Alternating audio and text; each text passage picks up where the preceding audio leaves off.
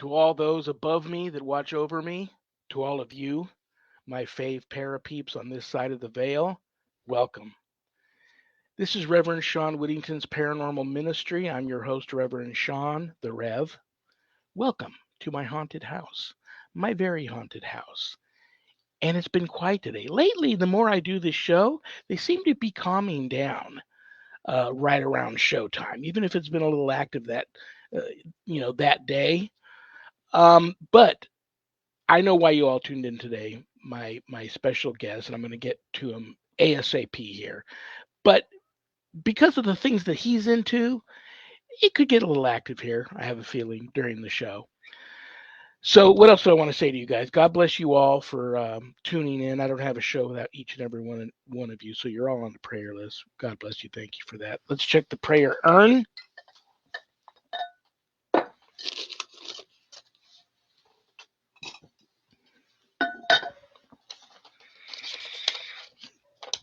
Barbara S. from Los Angeles. Hey, next state over. Our neighbors.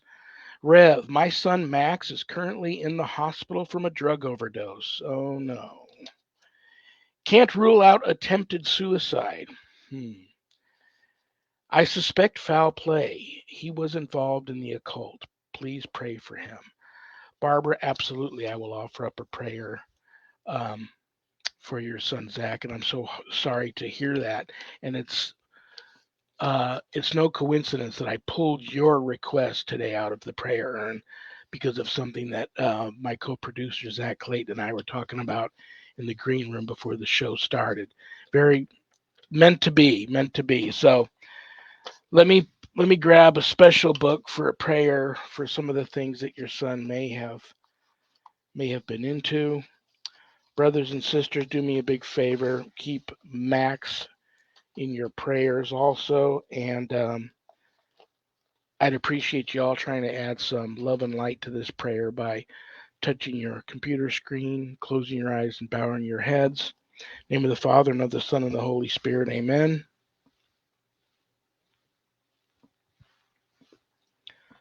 I ask Jesus to bind in his most precious blood any and all evil curses, pacts, spells, seals, hexes, vexes, triggers, trances, vows, demonic blessings, or any other demonic bondages sent against Max or myself or any of our loved ones or any of our possessions.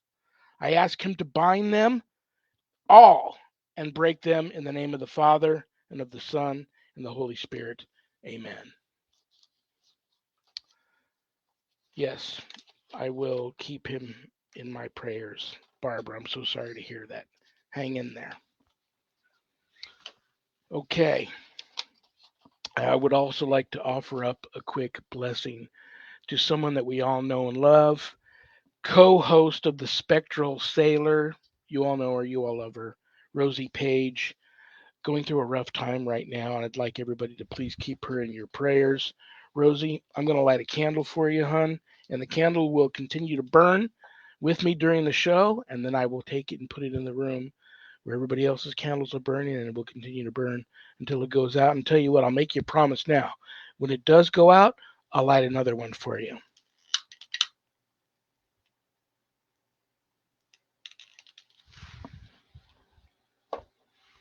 In the name of the Father, and the Son, and the Holy Spirit.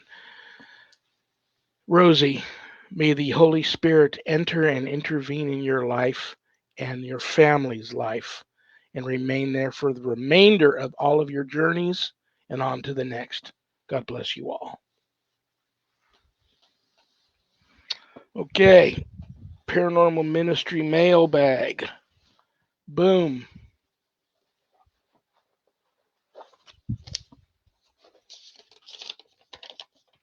Billy W. from Houston, Texas. Rev, why did you disband your paranormal team? Is it different having a team of friends than having a team of family members? Another interesting question to pull because of my guest tonight. And I'm going to save this question, Billy, and ask him also to answer this question. I'll make it quick. For me, it was never much of a difference. I care about everybody and love everybody.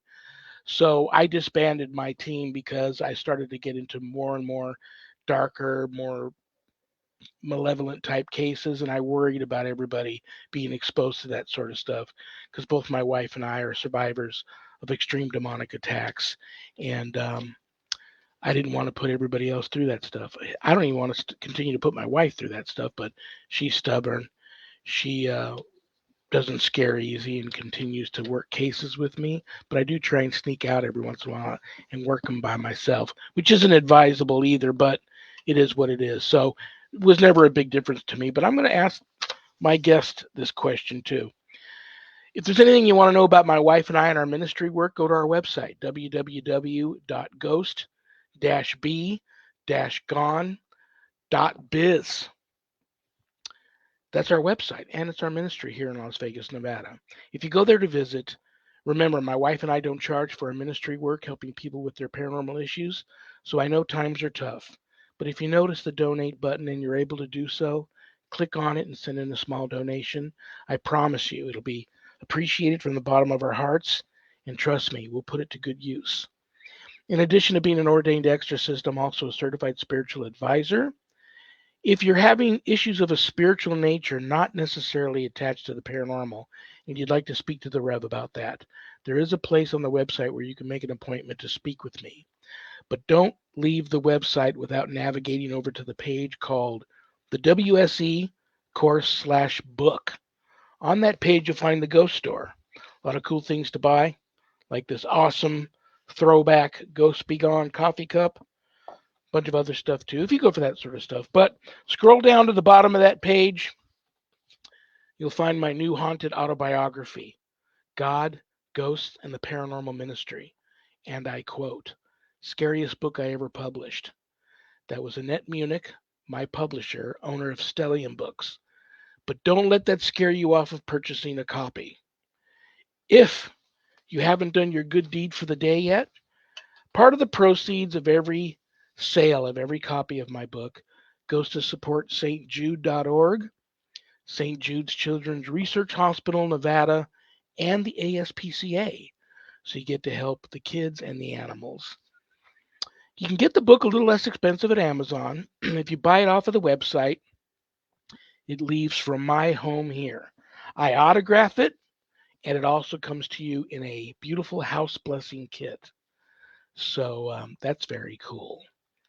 It's a very different kind of feel good story where a lot of good versus evil where good wins. So don't let, the rumors of it being the scariest book my publisher ever published scare you off of that. Scroll a little further down. Oh, and God, Ghosts, and the Paranormal Ministry 2, Chronicles of an American Exorcist, comes out this summer. So this is a great time to get the first book, get all caught up before you think about purchasing book 2. Scroll a little further down on that page, you'll find the Worldwide Society of Exorcists, which I'm a founding member. I offer, yes, I'm the instructor, I offer a 12-week online college-level course, Introduction to Spiritual Warfare, through the WSE. And that is the course for all you true warriors for Christ that feel a calling and a longing to want to know more, learn more about how to draw your line in the sand, make a stand, circle the wagons, and put up a good fight against, God forbid, true evil if it ever comes calling. That's the course for you. You can enroll there at the website. If you'd like more information about the course before making that type of commitment, there is a Worldwide Society of Exorcists Facebook page, or you can just call me and ask me about the course if you'd like to. Please keep all of my former, current, and future students in your prayers. And remember, all my students that graduate get a stunning diploma, certificate of completion, suited for framing, along with some other very special blessed gifts that you can only get from yours truly, the Rev. Alrighty, guys. The reason why you all tuned in today, I love and respect this gentleman. He's just also a really cool dude. You all know him. You all love him. But he's an elite para hunter, founder of Gallo Ghost Hunters, Family Ghost Hunters, I believe, and he'll correct me on they're not the Bee Gees, if you were thinking that. Um, Gallo Family Ghost Hunters, I believe, is what his family is called. They're also very cool. They got a great uh, web series on YouTube, and they got a new book out, and so many cool things. We're going to get to it all. Critically acclaimed author, elite para hunter, and the list goes on, and some things you may not know, and we'll talk about that too. Brothers and sisters, without further ado, please welcome to the show the one and only Bobby J. Gallo. Bobby, are you with us? I am with you, and not only am I with you, but I am ready for that big trick right off the bat, if you know what I'm saying. Okay, I'm going to just tell everybody that for the few that don't know, before you became the elite worldwide, world-renowned paranormal investigator that you were a very famous comedic magician. That's right. I was a full-time comedy magician, and I toured the United States. I did cruise ships, colleges, universities, trade shows. I did all of that for 15 years full-time. And if everybody doesn't believe me, what we're going to do is we're going to do a big trick right now, really big trick. So okay, do I need to give you a little prayer, a little blessing that this comes off without a hitch? Got to make sure your producer's ready. So when your producer's ready, we're going to black out the screen, and we're actually going to make a beautiful assistant appear. Okay. Hopefully he's still there in the green room. Zach on 3, black screen on Bobby in 3. 1, 2, 3. Abracadabra. I don't know if it works for me. I'm not a magician. There she is. Oh no! Hey. Oh my goodness. There you go, folks. No Renee. We didn't know for sure if you'd make it today. That's a great trick. How are you? I'm good. How are you? I'm hanging in there. You look very pretty tonight. Thank you. Tell us before Bobby goes into this trick, his second trick. Oh, I'm doing another one. That's right. Can't be better than the first trick, bringing you on. Tell us something about Bobby that we don't know, even if it might embarrass him. I don't think I could tell you anything that would embarrass him. What do I know? I don't know, but if anybody would know, it would be you for sure. Wow, didn't expect. I can see the sweat beads already coming out underneath his black fedora there. No, I honestly. All right, give me some time to think this through. I'll give you some time to think about it, but this is a great. I'm so glad you're here, Renee. This is, and you don't have to stay the whole show. If you get bored and you want to get up and go make dinner for the kids, that's fine. But this is a question I got from the mailbag before the show started. Okay. And it's so interesting to pull this question because it's right down your guys' alley. You guys, I'm sure, have done your fair share of investigating, possibly on your own, possibly just two of you, but you have the whole Gallo family involved. Everybody's seasoned veteran paranormal investigators. So what do you guys feel? Is there a difference between investigating with a team of close friends or acquaintances or colleagues than it is investigating with family members? Well, I mean, Renee definitely has opinions on this because we get asked all the time to join other teams on investigations. And she always comes back. She'll tell me, she'll pull me aside and say, I just want to go with us. I want to go with the family team because there is a difference. And I think, there's a differing perspectives on investigation, and we do like to take videos and everything, and I'm not going to single anybody out, but and sometimes you go out with other teams and they're showboating, they want to be the centers of attention when we're really trying to do a serious paranormal investigation and get answers and things like that. And we've experienced that over and over again. In fact, we'll be, videotaping with another team, and we have to cut half of it out because, there's, this person's a psychic, and, they're getting all these things, and, they kind of try to push you out of the investigation. So we've gotten so used to our style of investigating, and it's worked so well for us that we kind of like to do it ourselves. And what do you think, honey? I totally agree. Absolutely agree. Yeah. I'm more comfortable with my children and my husband. Very, very cool. And I did. I'm sorry. I did It's think okay. of something that I know that no one else knows, right? Because you just said to me, well, you can leave early and go cook your kids dinner. I don't hate my children. I would never want to cook them dinner. He is the cook. He cooks every night for us. So Chef Bob. And if he if he wasn't a good cook, then he would be to Italian people, they'd be banging on his door. And I hate to stereotype you there, Bobby, but No, that's okay. honestly, I don't think I know one Italian friend growing up, female or male, who, for whatever reason, had the knack to go into the kitchen and cook. I don't know what that's all about. I don't either. It's genetic. It must be. What else do I want to? Oh, what's funny? You mentioned the word psychic, and I have a ton of psychic friends. I have a lot of psychics that I've met over the years that I suspected. I'm going to get hate mail for this, but I suspected maybe weren't that legit. Yeah. And I've met far more that I do know are truly gifted. Absolutely. And been given a gift from God to have that second sight, be able to see through the veil onto the other side, receive messages, channel, what have you. And back in the day, you go and look up just about any famous old time ghost hunter, paranormal investigator, and most of them had a good psychic on their team. Right. And then all of a sudden it was like we all of a sudden went through some years there where paranormal teams didn't want to work with them. And if you asked them, they didn't want to call anybody out or talk bad about anybody, but they would just say, well, we just don't do that. It's not our thing. Right. I think there was more, below that they weren't telling you. They're wanting to give your honest opinion on why they didn't. I believe to have a true gifted psychic on the team is a great piece of equipment. Yeah. So how do you guys feel about investigating with a psychic or without a psychic? Well, I'm going to be really honest with you. I mean, she's a psychic, of sorts, because she's so intuitive. And when we were really out in the field more than we are now, and you could read about this in my first book, Family Spirits. I mean, it's all there.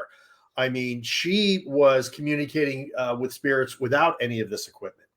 So if that doesn't fit the definition of a psychic, I really don't know what does. But I believe I know the reason why teams have gotten away from it in recent years. And that reason is in recent years, they're trying to get more skeptical.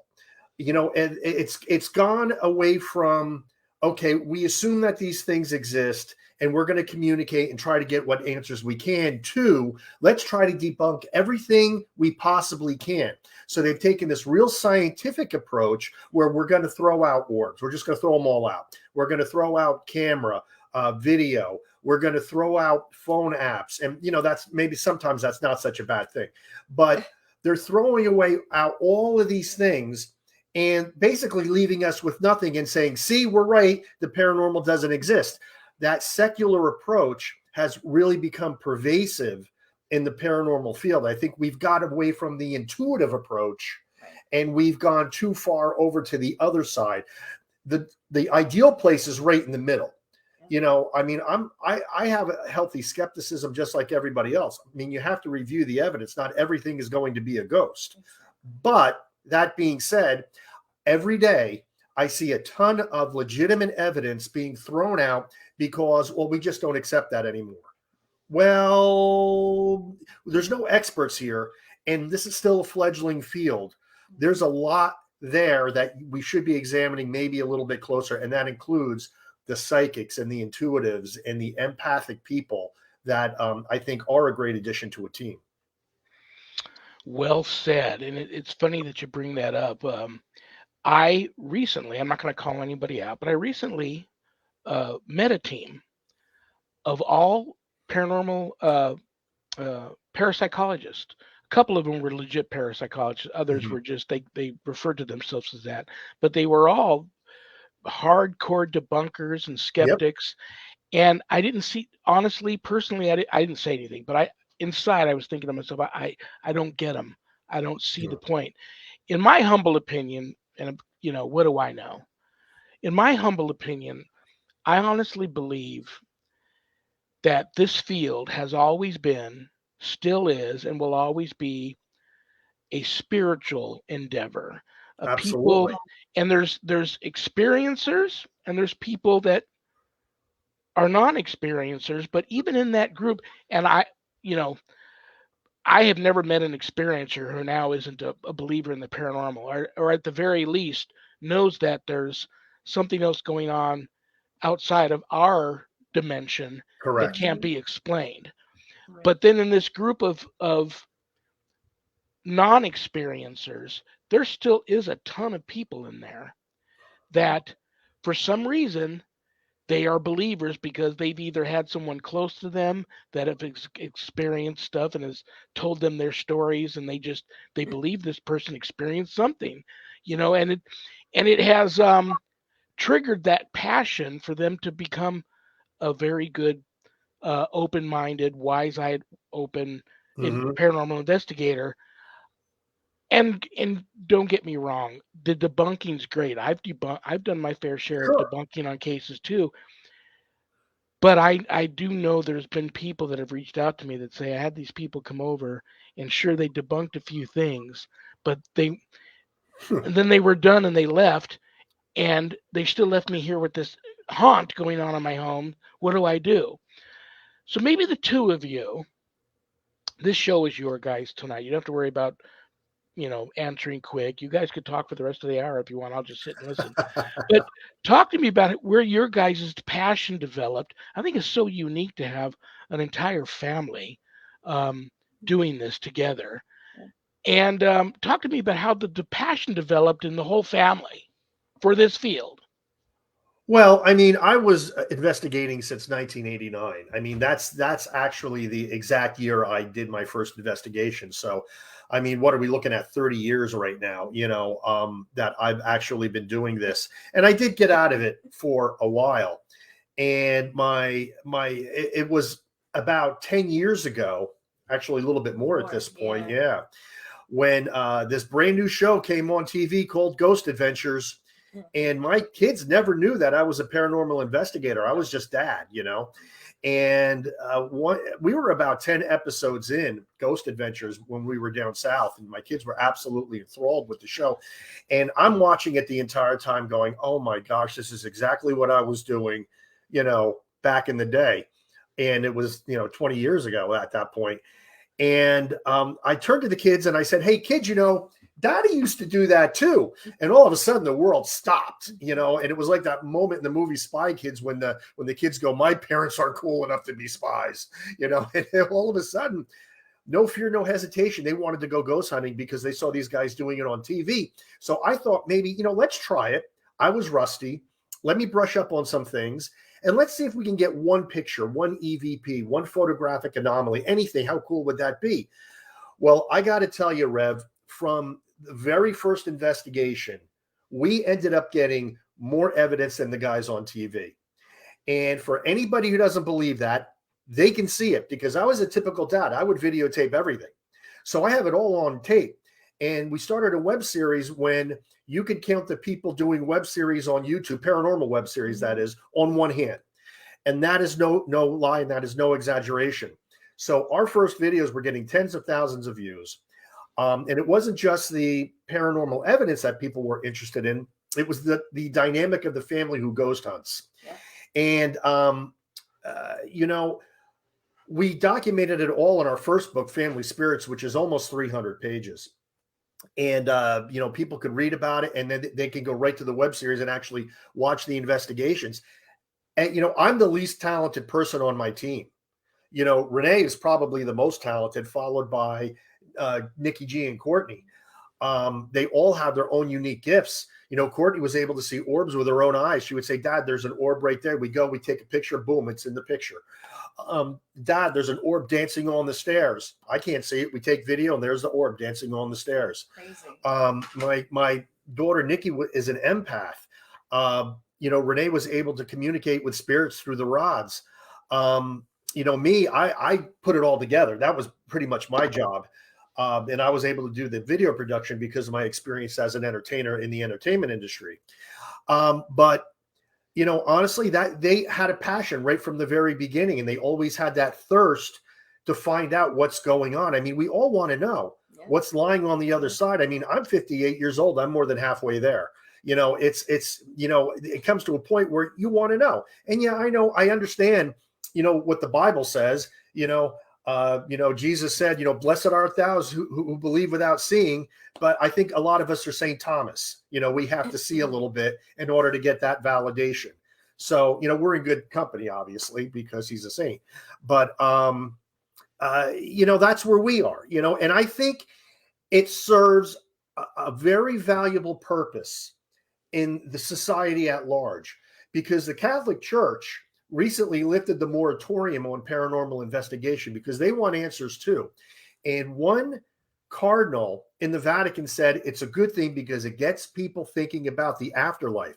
And as society becomes more and more secular, we are kind of pulling these people back and saying, hey, hold on, there's something else, and you need to be thinking about it. And that's where I think we come in as paranormal investigators. Absolutely. Well, so well said. Don't ask me to say it again. There's so many things, like just as you were talking about that, just so many situations and teams and people I've met over the years have just came rushing to me, all these memories. But I think that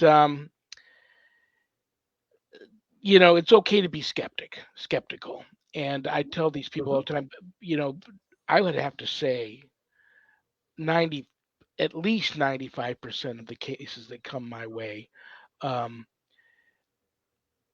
people who didn't believe. Right. And now they find their world turned upside down. Exactly. And they find their worldview. Right. But having said that, what boggles my mind to this day, even, I'll have somebody reach out to me and they expect me to they think I'm just sitting here without anything to do. And I can just drop everything and rush right over, even if I'm not in their state. But they'll admit to me, no, I don't go for this and I don't believe any of this, but I just want you to come over, and whatever is happening here, I want you to make it stop. And it's hard to explain to them that I have no magic powers and I don't have a magic wand. Even if I could get there right now, I can't wave this magic wand and make it all stop. But then I get into this discussion with them. Well, what do you think is happening? If you're still not a believer and you want me to come over and make this stuff stop, what do you think's going on? And they can't tell you. They just know that they want it. They're scared, and they can't wrap their head around it, and it's ruining their life, and they just want it to stop. I will usually find somebody else in their area, even if it's here local, another team that I think is better suited for them, and send them there, because I know that a person has to pretty much be ready to that famous saying from Jerry Maguire, "Help me, help you." They have to. I let people know, I'm coming from a Catholic and a Christian, spiritual Christian angle towards this, and I need you to, acknowledge and believe in what you're experiencing, and be ready to maybe listen to what I have to say on your options here and move forward. Right. And if I feel that they're not there, then I usually, I hate to admit it, I usually have to cut them loose, because I know that I'm just going to go there and things are just going to get worse. Right. And they don't understand that everybody, and I'm going to just throw this out there, everybody has the power to make this stop. I come over there, I just put my arm around them, I draw the line in the sand with them, and I stand with them up against the bully, and I encourage them, and I give them some advice on what their next moves should be to battle this. But they are truly the ones that have the power to take their life back and Right. fight whatever it Absolutely. is that's coming at them. So talk to my viewers about the different haunts that you go to. Uh, Uncle Tom or Aunt Betty that happen to just be floating around because they still love the family, still love the home. They want to watch over them. They're not. They're gonna eventually. They're gonna go, but they're not ready yet. Versus these more, whether it be an elemental attached to the property or somebody in the family brought a malevolent entity into their camp, and the different approaches and how you guys look at that. Okay, I'm gonna address that, but before I do, I just want to make one point on everything you were just saying. Recently I read a book, and there was this extremely good-looking guy right here in the book. Oh my gosh! I mean, he could be on the cover of GQ, folks. Look at that right there. That guy could either be Jack Black, he could be Danny DeVito. I don't know. He could be Dog the Bounty Hunter. Where'd you get that He book? appears on this brand new book that's being released in 5 days, folks. 5 days. Okay. And the guy whose picture I just showed you said something very profound in this book. And it all ties into what the Rev was just saying, is that these people that don't have a spiritual foundation are the people that become the targets for these things. And that's so poignant and so true, because, a lot of people say, oh, you're a ghost hunter and everything that you investigate is a demon. You'll get a lot of the evangelicals saying that. And I'd like to point out quickly that that's probably not the case, because demons don't want you to know that they exist. The second you know they exist, you have power over them. They want to work behind the scenes. They want to work influencing you, influencing governments, and things of that nature. And most of the time, what we feel we are experiencing are earthbound spirits, because demons, I think they get a little bit too much credit. Everything's a demon. Everything's a demon. I think a lot of them are just nasty earthbound spirits, to be honest with you. But a primary target for a demonic influence would be ideally somebody who has no faith, because, they're just letting it right in. They have no spiritual protection. They had that wall, the armor of God, right, that the Bible says is not there, because they don't believe in it. They have no faith in it. So, and that all ties in, when we're on an investigation, I could almost guarantee you that 90% of everything that we contact is an earthbound spirit, or it's a benevolent spirit that travels back and forth, because I think they can do that. I mean, look, even the Catholic Church believes that loved ones can visit us through ADCs, after death communications, and, through signs and, all manner of different ways. So I think, we contact them on occasion, but I also think we contact earthbounds that have unfinished business. Some of them don't know they're dead. Could be any number of reasons, but I think demonic entities are very rare when we're ghost hunting. I'm not saying that they're not out there, but I don't think I tend to believe, in Sylvia Rossi in the same book, our new book, also agrees with that. They when it comes to demons, they are out there. They're everywhere, but they don't want you to know they're there. So they're not going to come out and say, hey, here I am, and, start throwing things around the room, because that's not in their best interest. But an earthbound that has unfinished business, needs to get a message to you, maybe might be doing those things to get your attention.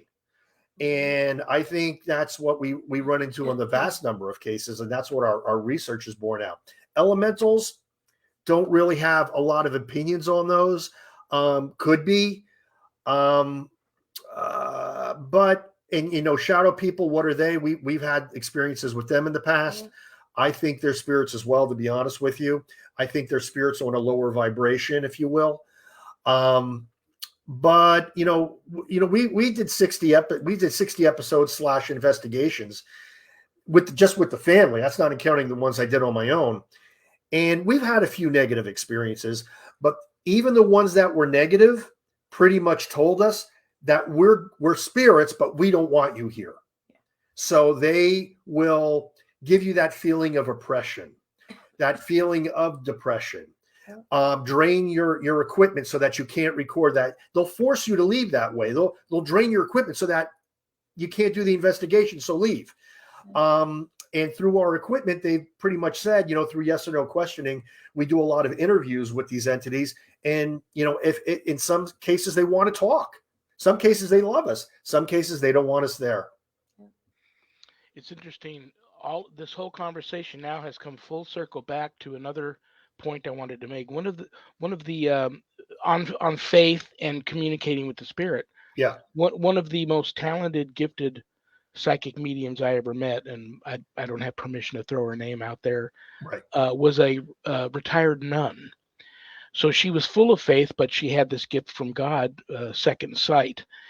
And I was once told by somebody, by the person that brought me into this world, may she rest in peace, that I'm going to see a lot of, how she knew this, I don't know. Well, I was already seeing spirits at a young age, but she said, you're going to see a lot of spirits in your life, and they're nothing to be afraid of. There's just people that don't have a body any longer.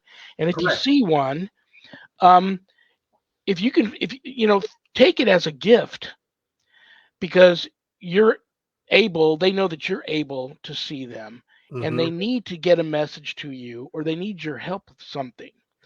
So now when you have these people that don't know what's going on, they just want it to stop. Sure, you can go in and probably find a way to get it to move on.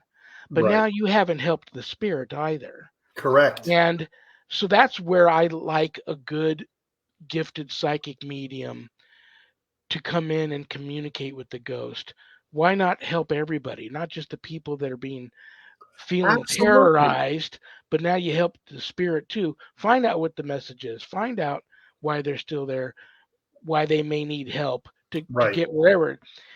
And I've been on cases where the spirit flat out said, I'm not going anywhere. I'm sorry I scared people. I don't mean to do that. Right. And I'm not avoiding heaven. I know it's there.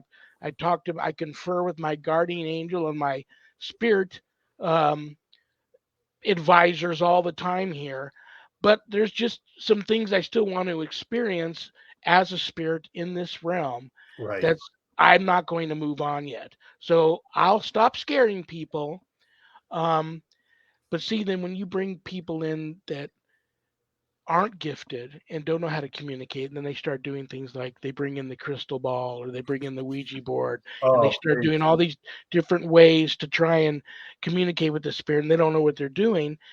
Then they invite other things in. Correct. Or if it is like you said, just a really pissed off, disembodied human spirit. Yeah. They can be very poltergeistish and make things make your life terrible. Yeah, and they can mimic demonic activity. There's no question about it. We still don't know. I mean, a lot of the philosophical questions we'll ask on an investigation, we won't get answers to, because it seems as though there's some knowledge that we're allowed to get and some that they're not allowed to tell us. And that's not just me saying it. In our new book, Family Spirits 2, Archbishop Christina Rake, and if anybody's familiar with Bishop James Long, he's on all the ghost shows. This is his boss, who I interviewed in this book. She's the head of that branch of the Catholic Church. And she agreed with me during the interview that there are some things that we are not allowed to know yet. We're allowed to know bits and pieces. We're allowed to know that it exists, and we're allowed to get rudimentary knowledge. But when you start asking questions like, is this hell? Because, in the Bible, hell is a separation from God. It's a place of weeping and gnashing of teeth. So maybe it's not fire and brimstone. Maybe it's just you're not invited to the party. You're locked out. So if you're locked out, where are you going to go? Well, maybe you have to stay here. So you can only imagine the earthbounds that are running around if that's the case, and what they've done during life. So, it's plausible to realize that they can mimic demonic activity because of their behavior during life, if that makes sense. Absolutely. Yeah. So, I mean, maybe that is what we're dealing with. I mean, we don't know conclusively, but I'm starting to see the evidence lean in that direction. But that's not to say that there are not benevolent spirits. I mean, our greatest piece of evidence was a full body apparition of a ghost, a Revolutionary War hero who haunts his grave for reasons we don't understand, but his family gave me permission, his descendants, to investigate it. He turned out to be the nicest spirit ever. Yeah. He posed for a picture, and on the next day, he took me and Renee, he guided us to an old fort where he used to help the Catawba Indians fight off the British. And if you don't believe it, because everything I'm saying sounds crazy, I can understand. But if you go to GhostHunter.ws and you watch The Hidden Grave of Thomas Sprott, followed by the episode Ghost Guide, you will see it in real time. So I am not kidding. Well, I want to make sure everybody knows that. I was going to get to this at the bottom. You'd have a wonderful website, www.GhostHunter, one word, .ws. Correct. Wonderful website. You also have a really nice, it doesn't show up on your personal Facebook profile, but you have a very nice Facebook page too. I know I get there by just typing in at Family Spirits Book, but right. It's the Gallo Family Ghost Hunters Facebook page, which is wonderful. YouTube channel. Yep. Great. And you do have a ton of stuff on there. Wow. Yeah. If they go to GhostHunter.ws, that's a link tree. And what a link tree is it's basically our entire paranormal world is through GhostHunter.ws. So they can see our web series, which right now is not only on YouTube, but it's also on Vimeo. The Vimeo link is there. The links to both of our books are there, and all of our social media. It's all there. Very, very cool. You had the first book was a phenomenal success. Yes, it was. And so now you're following that up with another book that I have no doubt is going to be another phenomenal success. And I happened to just notice today, I just did the last few minutes of stalking you a little bit before the show. And I noticed you just posted a bunch of events you're going to be to this year. Yes. Make sure everybody knows some people love, and live for these events. Oh, I don't travel well. I wish I did. And I'm hoping that will change by the end of this year. But make sure everybody knows about all the events you're going to be to and what they can expect. If they come to an event that you're at and they approach the Bee Gees, that you're not going to break out into Staying Alive. I might.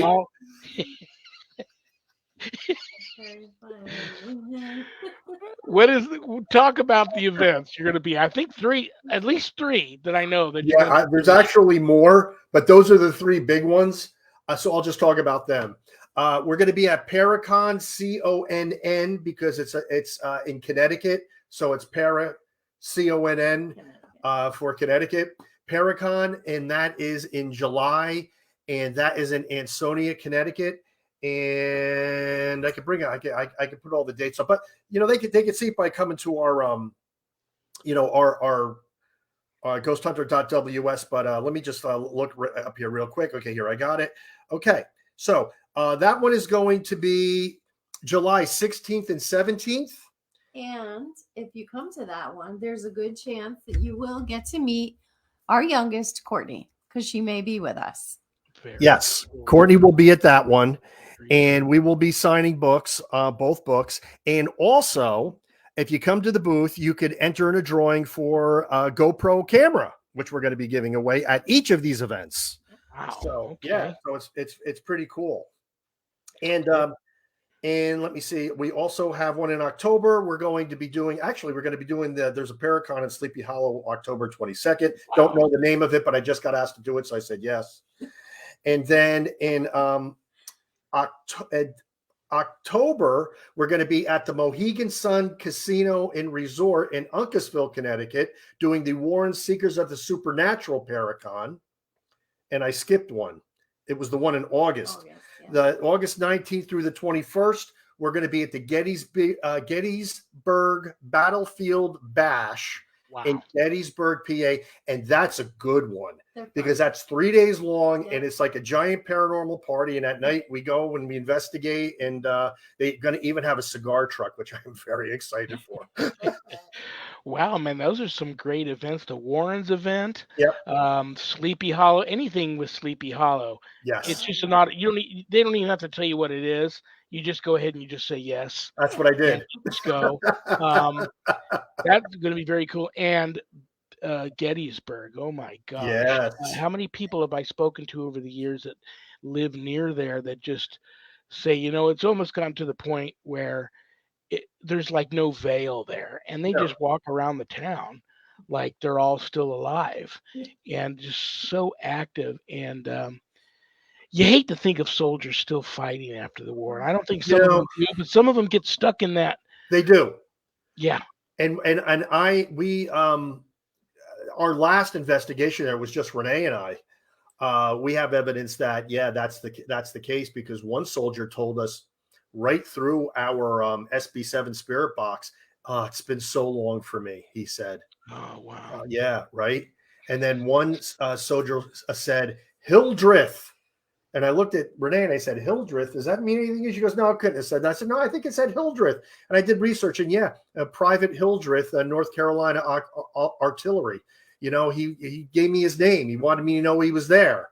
I mean, it's just crazy. And we captured a full body apparition in broad daylight on that same investigation. I asked, I said, can you pose for a picture? And along the tree line, there he was. Yeah. I mean, it really is crazy. And I believe that. But when you think of how many people died there, I think it was 50,000 who died in a couple days. And they didn't die pretty. No. I mean, whether they died in battle or died on the operating table, it was brutal. And a lot of them still are fighting that battle, I am convinced, because I think they are stuck in a loop, or they don't know they're dead and they're still on duty. It's an amazing place. And sometimes you go there and you're all excited, but when you get there, you do feel the heaviness of the area, and things start to sink in a little bit, and you start to take it a little bit more seriously. So even though the Battlefield Bash is this like big paranormal party where everybody's going to get together and have fun, there are some somber notes to it, and I don't want to dismiss that. And I don't want people thinking that we're having fun at the expense of all of these people that died, because, they have our highest respect. They really do. And nothing would make me happier than to not get any activity there at all anymore, knowing that they all passed on to a better place, because they deserve it. All of them, on both sides. Yeah.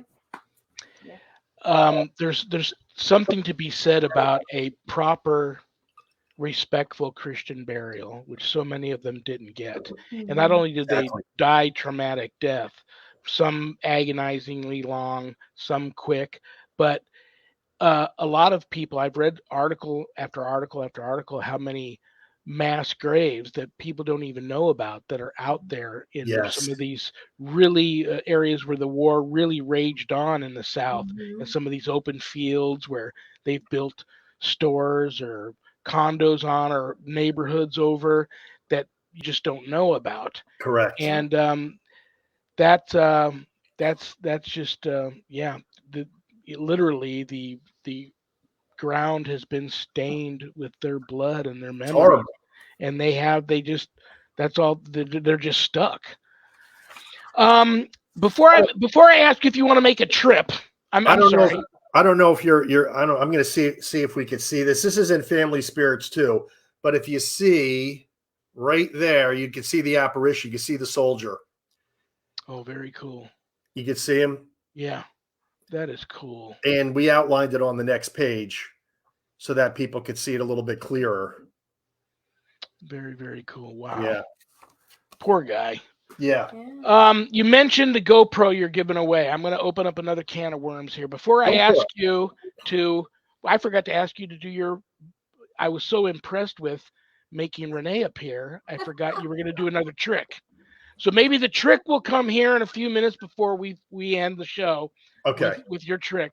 But you mentioned the GoPro. Yes. I'm going to just throw this out there now. It's a generic GoPro, by the way. I just want to make that clear. Let's talk about, and I'm going to get hate mail for this. I always do. But I've talked to so many guys that make equipment, and many of them have looked both ways, leaned in, and said, "Shh, none of it works." Um, I believe in a good camera. I believe in a Mhm. good tape recorder because Yep. I believe you can capture a ghost. You find them more on stills than you do in actual footage. Mhm. I believe you can capture their voices. Why they can't just, why these EVPs are so confusing, why they just can't, like, I can't get a ghost to sit down here and do the interview with me, is a little annoying. You and I are going to be having this conversation in heaven one day, and we're going to be laughing about all the things we know then that we don't know now. But Right. I have a lot of these people that spend thousands and thousands of dollars. Listen, if you can afford it and you go out and some of the stuff you buy, whether it works or not, is fun to use and you like them, great. I support it. But a lot of people who don't know any better have been kind of hoodwinked a little bit, and Mhm. they spend all this hard-earned money that on these equipment that's not going to prove the existence of ghosts. Mhm. Can't prove that they don't exist, but can't prove that they do exist. Right. Talk to me about some of the equipment out there that Sure. just it is just Absolutely. basically.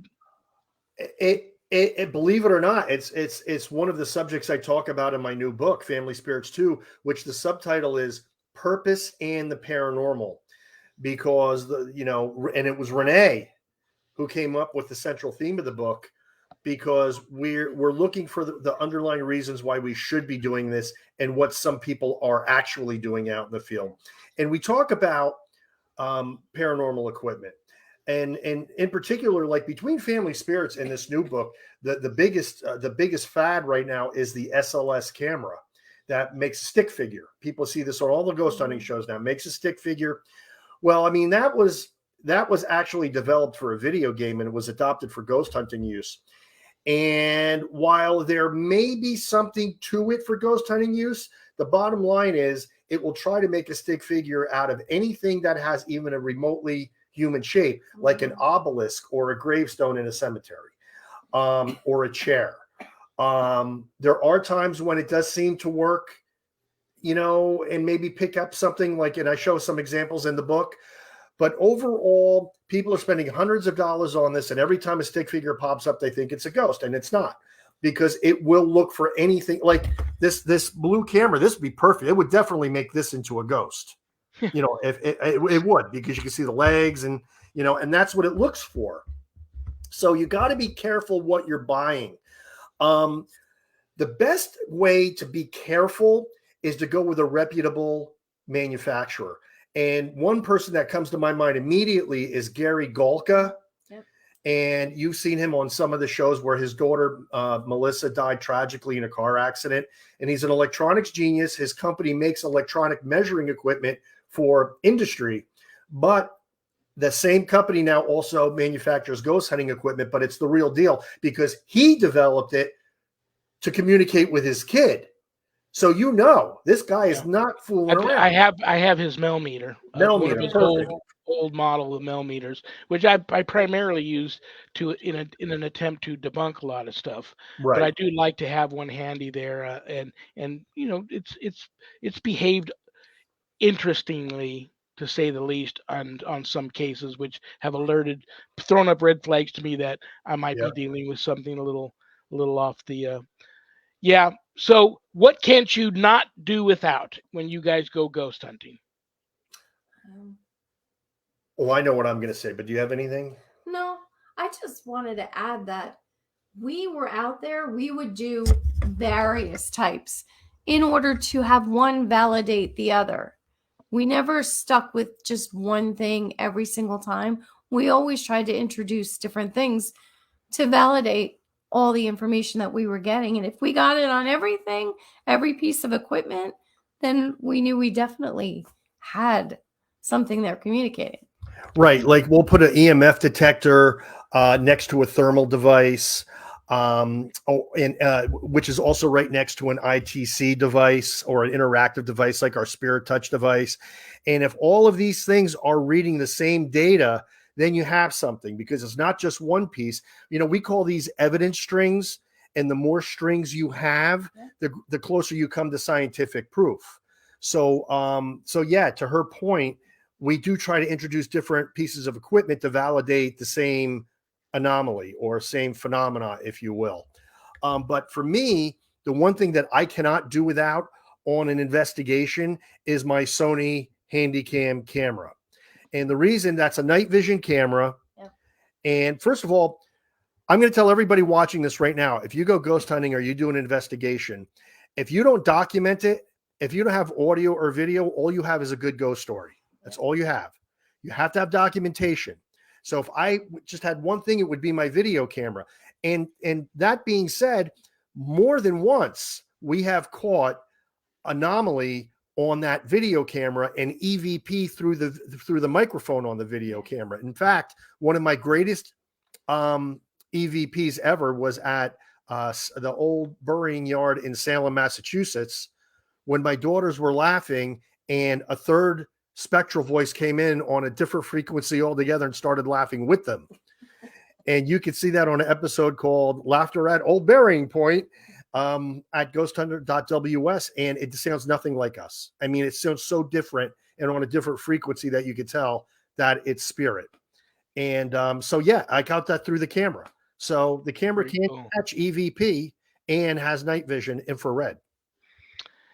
Well, listen, in just the 3 or 4 minutes we have left, do you have enough time for the trick, or do you want to wait till the next time you come back? We're doing it. I hope this works. I haven't done this for years. And I'll tell you right, now with the state of the economy, this is perfect because a lot of people, they have money right now, and if, every time you go, it seems like you only have a couple quarters, you see, and I hate it when that happens. I really do. And you can see it's even that way on the other side too. It's just one of those things. But if you take it, as everything with magic, it's just an illusion. So there you go. Oh, okay. Listen, guys, I love you. I love you both. I respect you both. Tell your daughters I love them and respect them too. You guys, the whole family's been on my prayer list for a long, long time. Thank you. Did you guys have fun when you come back? Yes, absolutely. And everybody, the Rev appears in the new book, Family Spirits too. I know he doesn't want to mention you want him to buy the book. You want him to buy the book. No. You know what? I didn't mention this. Renee loved your interview. Totally. She loved your interview, Rev. Yep. That's why she wanted to come on the show, just to talk to you, because she's a fan now. She's a fan of the Rev. And he's in here, folks. All 5 days. Guys. I love you both. I want you guys to have a wonderful remainder of your Monday evening. Thank you both so much for being here, spending an hour with me and my paranormal ministry family. Have a great evening. Give the girls a hug for me, and I'll be in touch. Thanks, Rev. Good night, guys. I love them. Gallo Family Ghost Hunters. They're everywhere. Check them out. And they'll be back. I'm going to let them get all their events out of the way this year. I'll have them back in the fall. I'm already booking for October. I'll have them in the fall around Halloween time. They'll probably have some, especially from Sleepy Hollow, some killer ghost stories. Okay, guys, what do I want to tell you? I'll be here this Friday, June 24th. You guys you already know and love him, but if you don't, you're going to love this guy. He is the Bigfoot guy that all the other Bigfoot guys go to talk about the big guy. Carl Supp, Elite Squatcher, will be here this Friday, the 24th of June, 2022. Different time. My Friday show's at 2 p.m. Pacific. So, who do I want to thank tonight? My co-producers, Adrian Hart, Zach Clayton. This is a Zach Clayton and Adrian Hart production. Thank you to Things Network. Thank you to Temple of Phoenix Rising Entertainment. Thank you to Skeleton Key Network. Thank you to Pact, Podcasting for All Coming Together channel. For podcasting and simulcasting my show. God bless you all. You're all on the prayer list. Thank you all for being here. Have a blessed evening. Have a blessed week. I'll see you all on Friday. You're all on the prayer list. Good night, Jack. Good night, Danny. Good night, dog. Good night, Harold. Rest in peace. Good night, Ernie. Good night, Bill. Good night, Dan. God bless you all. Peace.